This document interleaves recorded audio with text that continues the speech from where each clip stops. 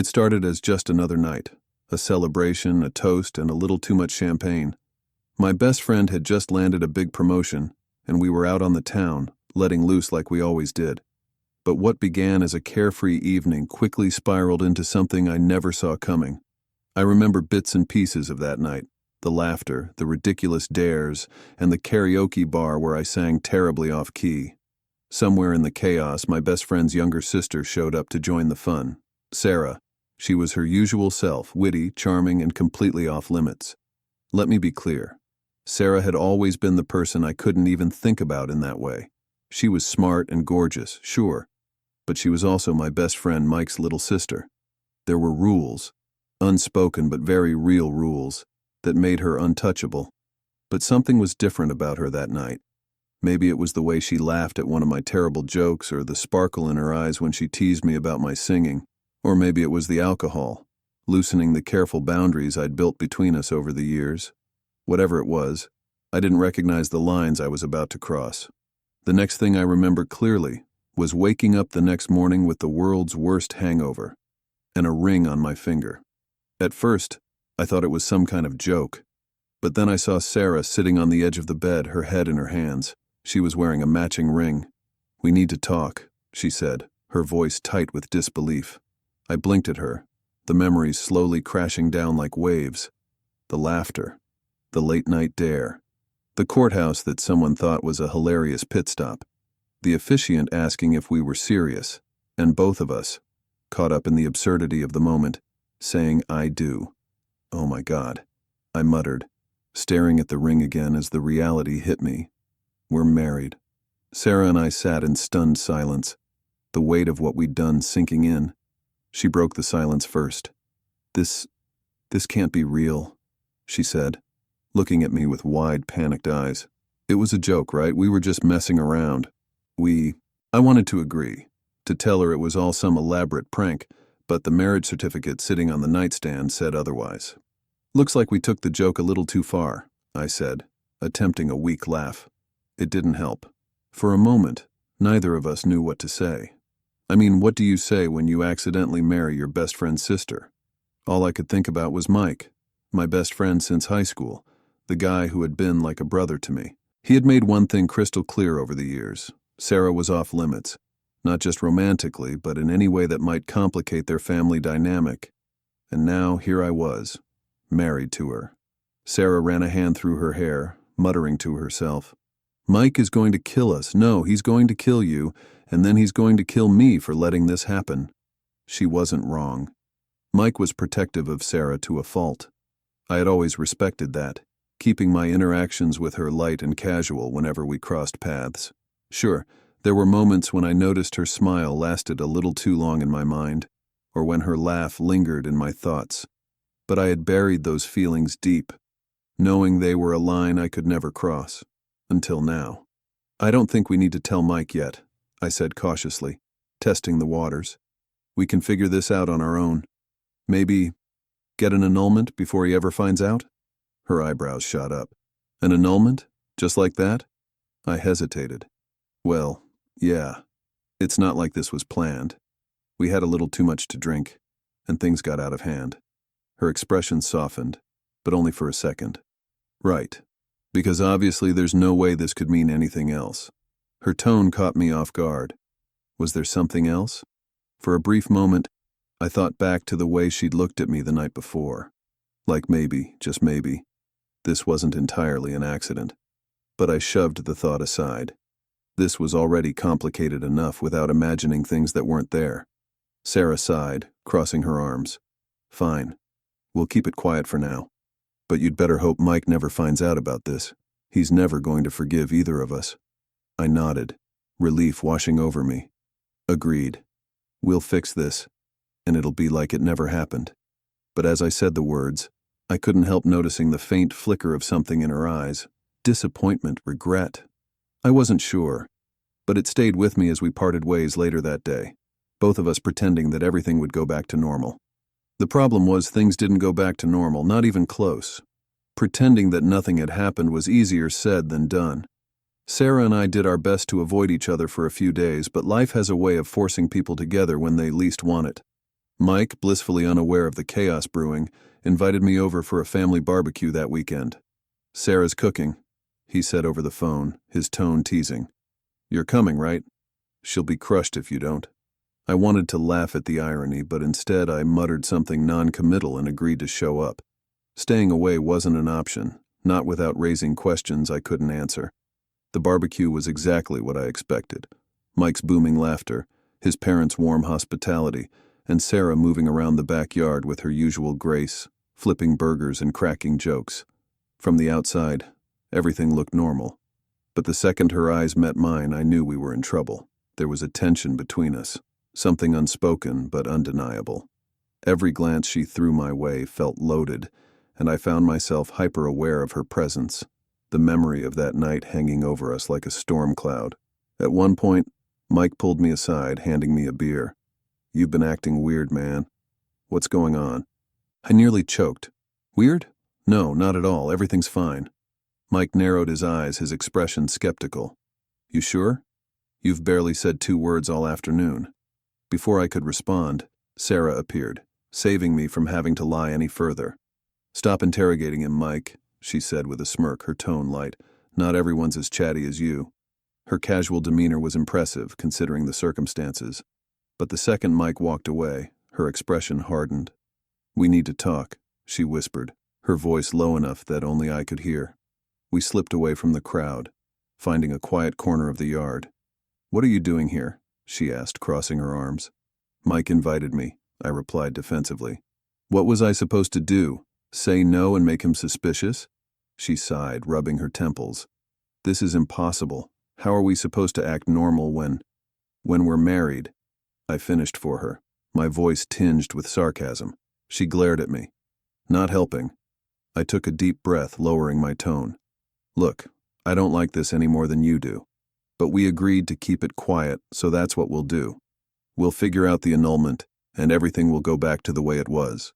Her eyes softened slightly, but there was still a trace of something else. Hesitation? Doubt?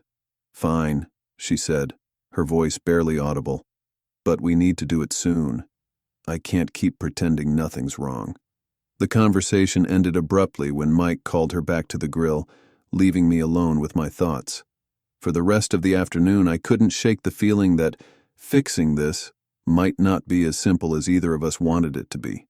Because as much as I hated to admit it, being married to Sarah, even accidentally, didn't feel entirely wrong. The following week was a minefield. Every interaction with Sarah felt like walking a tightrope, each word carefully chosen to avoid sparking suspicion. But the harder we tried to act normal, the more obvious it became that something was off. Mike noticed first, of course. You two are acting weird, he said one evening as we sat in his living room watching a basketball game. I shrugged, keeping my eyes glued to the screen. I don't know what you're talking about. Mike leaned forward, narrowing his eyes. Come on, man. You and Sarah. Did something happen between you two? My stomach twisted. What? No, of course not. The denial came out too quickly, and even I didn't believe it. He raised an eyebrow, studying me like he was piecing something together. Sure. Before he could press further, Sarah walked in, her timing both a blessing and a curse. What's going on? She asked, her gaze darting between the two of us. Just trying to figure out why my best friend and my sister are acting so sketchy, Mike said casually, though his tone carried an edge. Sarah froze, her eyes widening ever so slightly. I jumped in before she could say anything. We're not acting sketchy. You're just paranoid. Mike leaned back, still unconvinced but willing to let it drop, for now. Sarah shot me a look that said we needed to talk, but neither of us could risk it with Mike so close. The confrontation I had been dreading finally came a few days later. Mike showed up unannounced at my apartment, a determined look on his face. We need to talk, he said, stepping inside before I could stop him. Sure. What's up? I asked, trying to sound casual. He crossed his arms, staring me down. It's about Sarah. I don't know what's going on, but something's not right. Are you hiding something from me?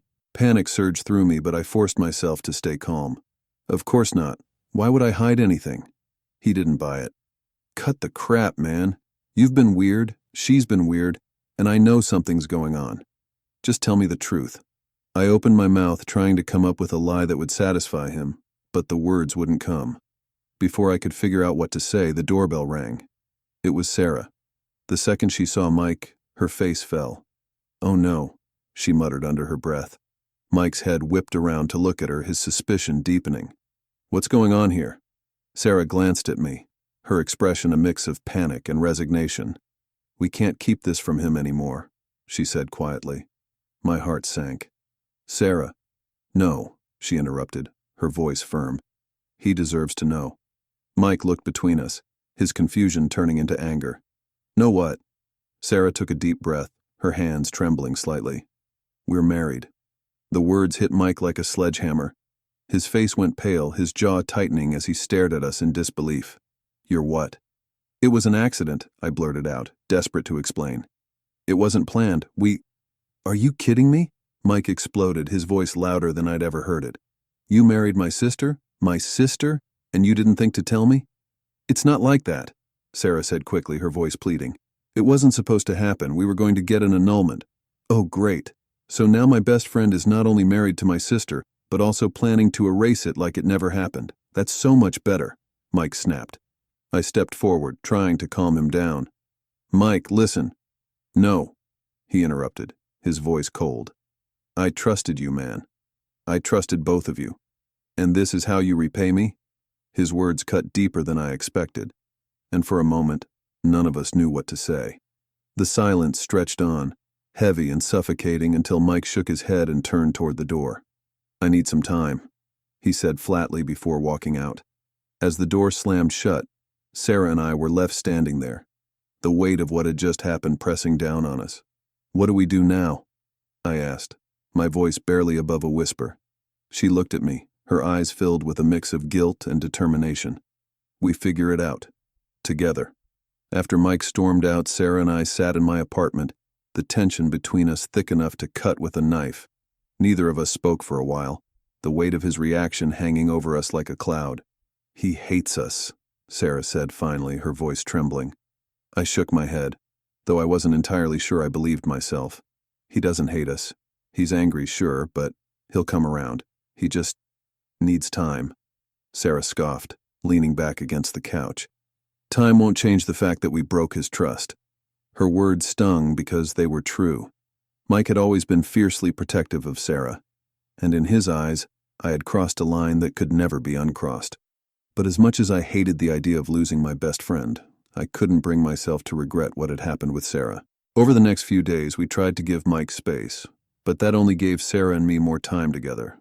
What had started as a bizarre accident was beginning to feel like something real, something neither of us wanted to undo. One evening, Sarah showed up at my apartment with a bottle of wine and a nervous smile. "I figured we could use a distraction," she said, holding up the bottle. We spent the night talking, really talking, for the first time since that fateful night. She told me about her fears, her guilt over hurting Mike, and the pressure she'd always felt to live up to her family's expectations. In return, I opened up about my own doubts and insecurities, how I'd always tried to be the reliable one, but never felt like I was truly living. "I don't think I've ever done anything as reckless as marrying you," I admitted with a laugh. She grinned, her eyes sparkling in the dim light of my living room. "Well, I guess I've always been the storm in other people's lives." "You're not a storm," I said, my tone softening. "You're unexpected, sure, but not in a bad way." Her expression shifted, her usual confidence giving way to something more vulnerable. "Do you mean that?" I nodded. "Yeah, I do." The air between us grew still, charged with an energy I couldn't ignore. Without thinking, I reached for her hand, and to my surprise, she didn't pull away. Instead, she leaned in, her voice barely above a whisper. "This wasn't supposed to happen," she said, her gaze locked on mine. "Maybe it was," I replied. Before either of us could overthink it, I kissed her. It wasn't planned, and it certainly wasn't logical, but in that moment, it felt like the most natural thing in the world. When we pulled apart, she let out a breathless laugh. "You know this is going to make everything even more complicated, right?" "Probably," I admitted. "But I don't care." From that night on, everything changed. Our connection grew deeper, our conversations more honest, and the lines between accidental and meant to be blurred beyond recognition. It wasn't perfect, and the weight of Mike's disapproval still loomed over us. But for the first time, we weren't trying to fight what we felt. We were leaning into it, and as terrifying as that was, it also felt right. The tension with Mike didn't ease, and as much as Sarah and I tried to focus on the connection growing between us, his silence weighed heavily on both of us. Weeks passed without a word from him, and every unanswered call or curt reply to a message felt like another brick in the wall he was building between us. One evening, Sarah and I were at my apartment, trying to pretend everything was normal. But the moment I glanced at her, I could see the worry etched across her face. "I can't keep doing this," she said suddenly, setting her glass of water on the coffee table. "Doing what?" I asked, though I already knew the answer. "Living like we're waiting for the other shoe to drop," she said, her voice tinged with frustration. "Mike hates us. He's not going to forgive this unless we make him understand." I sighed, leaning back against the couch. "You think I don't want to fix things? He's my best friend, Sarah. But every time I've tried to talk to him, he's shut me out." "Then we'll do it together," she said, her tone firm. "He has to hear us out. We owe him that much." The next day, we showed up at Mike's place unannounced. My heart pounded as I knocked on the door, Sarah standing silently beside me. When Mike opened the door and saw us, his expression darkened. "What do you want?" he asked, his voice cold. "To talk," Sarah said quickly. "We need to explain." Mike cut her off with a bitter laugh. "Explain? What's there to explain? You two went behind my back and didn't think I'd care. What else do I need to know?" "It wasn't like that," I said, stepping forward. "We didn't plan this, Mike. It just happened." "That's your excuse?" he snapped, his anger bubbling to the surface. "It just happened. You didn't think for 1 second how this would affect me. My sister, my family." Sarah flinched, but she didn't back down. "You're right," she said quietly. "We screwed up. We should have told you right away. But you have to know this isn't just some mistake we're trying to cover up. It's real." Her words seemed to catch him off guard, and for a moment his anger faltered. "What do you mean, real?" I took a deep breath, my gaze steady. "It means that this wasn't just some drunken accident, Mike. At first we thought it was, but the more time we spent together, the more we realized we want this, we want each other." Mike stared at us, his jaw tightening as he processed what we were saying. "So what? You expect me to just accept this? Pretend like it's not a betrayal?" "No," I said. "We don't expect anything. We just want you to understand that this wasn't about betraying you. I never planned to fall for Sarah, but I did, and I can't apologize for that." Sarah stepped forward, her voice softer now. "You've always looked out for me, Mike. You've protected me more than I probably deserved. But I'm not a kid anymore. I love him, and I need you to see that this is my choice." Mike's expression hardened again, but this time there was a flicker of something else. Hurt, not just anger. He looked between the two of us, shaking his head. "I need time," he said finally, his voice quieter. "I can't just flip a switch and be okay with this." "We understand," Sarah said, her voice steady despite the emotion in her eyes. "Take all the time you need. We'll be here when you're ready." As we left, the weight of what had just happened hung heavy in the air. It wasn't a resolution, but it was a start. For the first time, I felt a glimmer of hope that maybe, just maybe, we could find a way through this. The days following our confrontation with Mike were tense but quieter. He didn't call, but he didn't block us out entirely either. Sarah and I both knew better than to push him further, so we gave him the space he needed and tried to focus on building our own relationship, one uncertain step at a time. One evening, I was at Sarah's apartment when my phone buzzed. I glanced at the screen and froze. It was Mike. "It's him," I said, holding up the phone. Sarah sat up straighter, her expression a mix of hope and anxiety. "Answer it." I took a deep breath and swiped to accept the call. "Mike?" His voice on the other end was steady but distant. "Hey, can we meet? Just the two of us." "Yeah, of course," I said quickly. We agreed to meet at a bar we used to frequent, a neutral place where things had always felt easy between us. But as I walked in and saw him already seated, nursing a beer, the tension between us was palpable. I sat down across from him, unsure how to start. For a moment, Neither of us said anything. Then Mike broke the silence. "I've been doing a lot of thinking," he said, his tone measured. "About you and Sarah. About what this all means." I nodded, keeping my voice calm. "And?" He took a long sip of his beer before setting it down with a sigh. "Look, I'm still not happy about how this happened. You should have told me the second it happened, not tried to cover it up." "You're right," I said, not trying to argue. "We handled it badly. I'll regret that for a long time. But," Mike continued, his eyes meeting mine, "I've also been thinking about what Sarah said, that it's her choice, and I get it. She's not a kid anymore. She can make her own decisions, even if they're ones I don't like." My chest tightened, but I stayed quiet, letting him finish. "And the truth is," he said, his voice softening, "if I had to trust anyone with my sister's heart, it would be you. I just wish you'd trusted me enough to tell me the truth." The weight of his words hit me hard, and for the first time, I saw the hurt behind his anger. "I'm sorry, Mike," I said, my voice steady, "for everything. But I meant what I said. This wasn't planned, and I love her. I won't stop fighting for her, no matter what." Mike studied me for a long moment before nodding slowly. "I don't like this, man, but if Sarah's happy and you're serious about this, I'll try. For her, and for us." Relief flooded through me, and I let out a breath I hadn't realized I'd been holding. "Thank you," I said quietly. He nodded again, his expression softening. "Just don't mess this up, okay? If you hurt her, I'll still have to kill you." I laughed, the tension between us easing slightly. "Fair enough." That night felt like a turning point, not just for Mike and me, but for Sarah and me as well. For the first time, I felt like we weren't fighting against the world. We were fighting for something worth keeping. When I got back to Sarah's apartment and told her what had happened, she threw her arms around me, her relief evident. "I knew he'd come around," she whispered, her voice thick with emotion.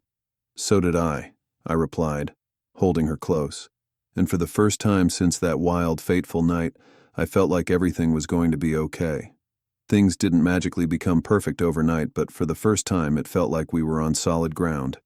Mike was trying, and that was more than I could have hoped for. He didn't dive back into our friendship the way it used to be, but he didn't shut me out either. It was progress, and for now, progress was enough. As for Sarah and me, what started as an accidental, chaotic mess had grown into something real, something worth fighting for. The more time we spent together, the more I realized how much she brought to my life. Her laughter filled the empty spaces I hadn't even known were there, and her energy pushed me out of my comfort zone in the best possible ways. One evening, a few months after our confrontation with Mike, Sarah and I were sitting on her balcony, watching the sunset.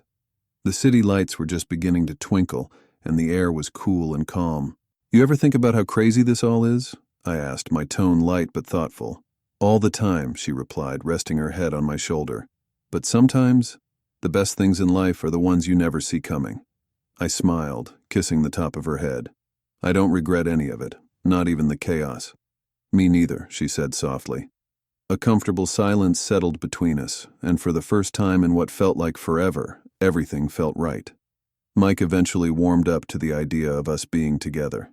He still teased me relentlessly, of course, but beneath the jokes, I could see that he had accepted it. Sarah was happy, and that was what mattered to him most. The day I finally worked up the nerve to ask Sarah to stay married, to make our accidental union a choice, I was a nervous wreck. But when I asked, her answer was immediate.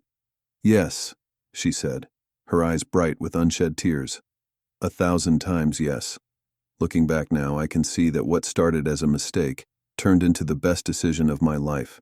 Sarah wasn't just Mike's little sister anymore. She was my wife, my partner, and the person who had shown me that love doesn't always follow the rules.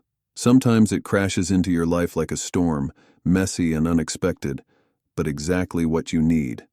And as I sit here now watching her laugh at something Mike said, I realize that I wouldn't change a single thing about how it all happened, because the chaos was worth it, every single moment.